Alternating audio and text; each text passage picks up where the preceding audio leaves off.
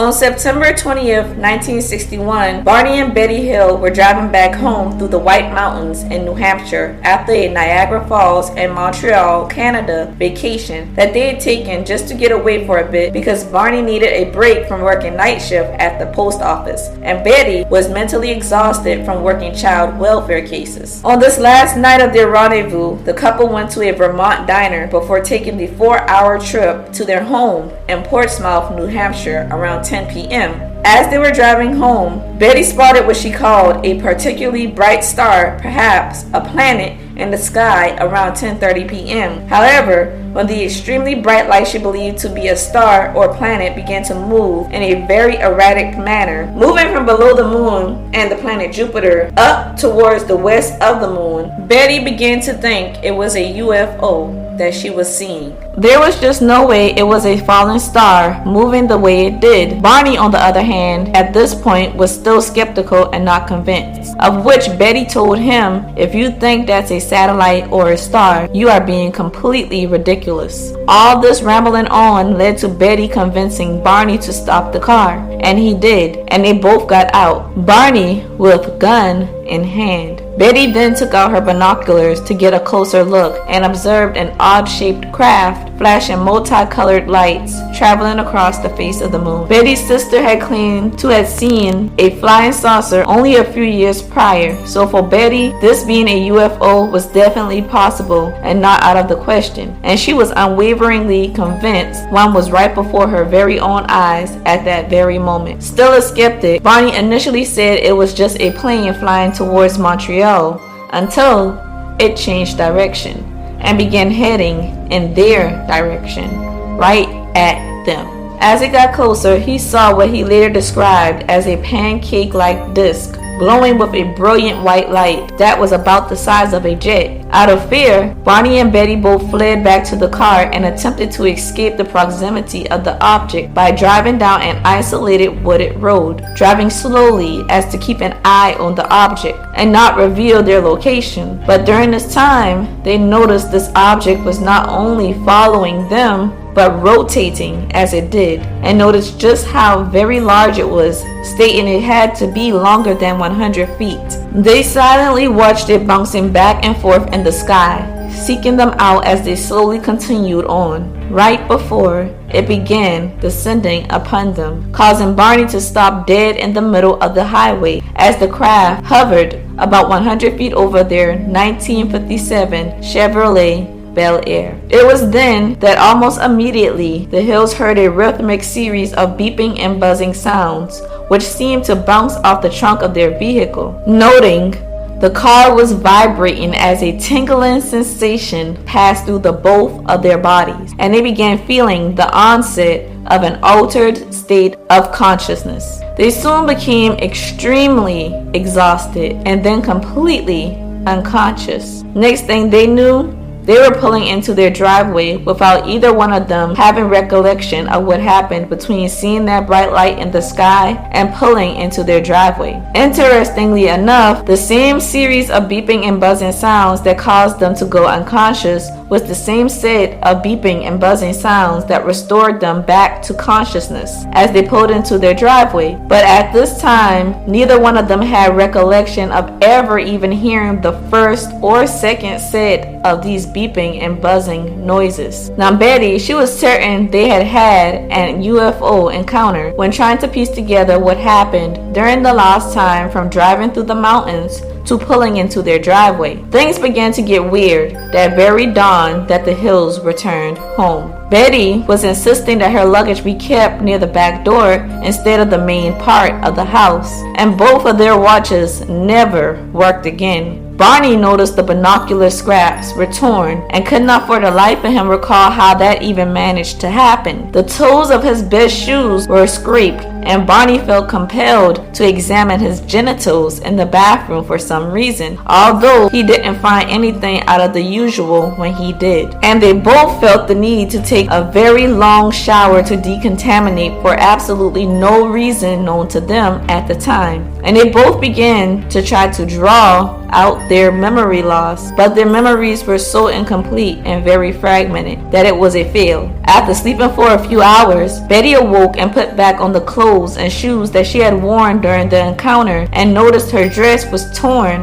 at its hem, zipper, and lining, and then noticed a pinkish powder on her dress which blew away after she hung her dress on the clothesline. But her dress was very much so irreparably damaged that she began to throw it away. But for some reason, she just couldn't, and so she didn't. The next day, they noticed shiny concentric circles on their car's trunk that wasn't there before, and they began to experiment with a compass, noting that the needle would spin like crazy whenever they moved near the concentric circles. On September 21st, Betty telephoned Peace Air Force Base to report their encounter, despite being scared of being called crazy and not believed. The next day, a Major Paul Henderson called the Hills to set up an interview to be conducted on September 26th. And on September 26th, Major Henderson then decided that the Hills had simply misidentified the planet Jupiter in the sky. So of course, Betty is still going crazy over this after just being told that she didn't see what she saw when she knows she saw what she saw. So she goes to the local library and gets a UFO book written by retired Marine Corps Major Donald E. Kehoe, the head of a UFO research group called NICAP, or National Investigations Committee on Aerial Phenomena. On September 26th, Betty wrote Kehoe telling him of her and her husband's UFO encounter. This letter was passed to an astronomer and NICAP member named Webb, who met with the couple on October 21st, 1961, conducting a 6-hour interview and deciding that Barney had developed a mental block of the portions of the experience that he didn't wish to remember, because all Barney could remember at that time in detail was the appearance of the craft and the creatures when he first was abducted. But Webb actually believed the couple. 10 days after the encounter, Betty would begin to have a series of very vivid dreams, unlike any other dreams she had ever had in her life. These dreams would go on for 5 days and then abruptly stop. In one dream, she recalled the night of the abduction and how 2 of the small men forced her and Barney to walk in the forest at night. And she looked back at Barney and called to him, and noticed he appeared to be in a trance or sleepwalking. She said the men stood about 5 foot even to 5'4" and wore matching blue uniforms with caps, similar to what military cadets wore, and that they nearly appeared human with black hair, dark eyes, prominent noses, and bluish lips, except their skin was a grayish color. In other dreams, she recalled going onto the metallic craft and told by a man she called the leader that if she and Barney were examined together, it would take much longer to conduct the exams. This was before they were taken into separate rooms, and then she dreamt of a new man who resembled the other, who began to conduct her exam with the leader. This is a man she called the examiner. She said they both spoke to her in English, but the examiner's command of the language seemed imperfect, so she had difficulty understanding him. The examiner then told Betty he would conduct a few tests to note the differences between humans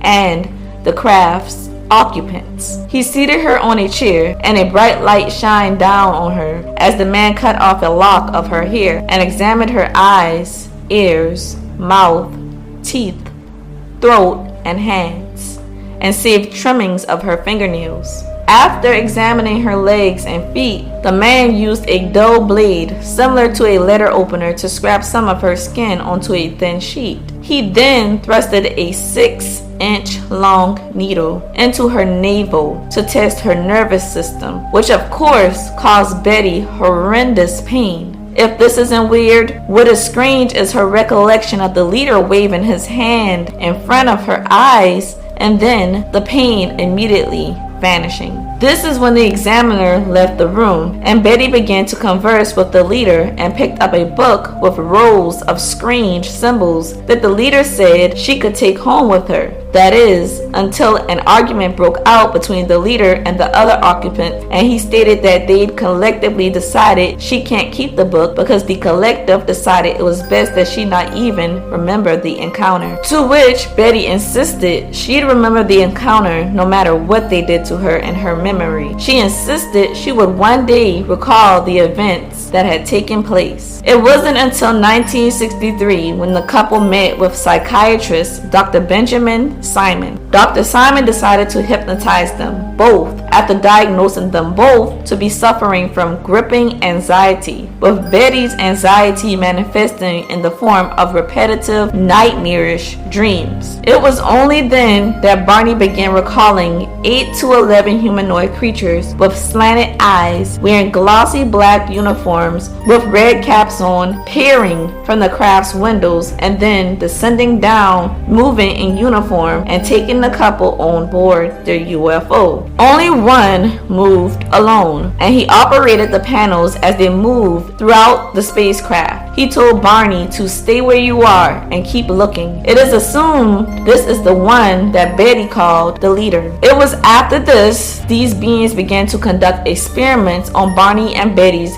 bare naked bodies. Although Barney's account was similar to Betty's dream recollection, during Barney's examination, a cup-like object was placed over his genitals in order to collect a semen sample. Then a thin tube or cylinder was inserted into his anus before being quickly removed. And as all this was going on, someone was feeling his spine and counting his vertebrae. He recalled them talking, but in a mumbling language that he couldn't understand. This was possibly their native language. Barney claimed that the few times they communicated with him, it was through telepathy. And interestingly enough, both Barney and Betty claimed they never actually saw the beings' mouths moving while they communicated with them. Barney told NICAP that despite their appearance, these beings were somehow not human. Betty told of asking the leader of these beings where they were at, and the leader jokingly replying that if you don't know where you are, there wouldn't be any point in telling you where I am. And during another hypnosis session in 1964, Betty was noted to recall being taken to a star system 39 light years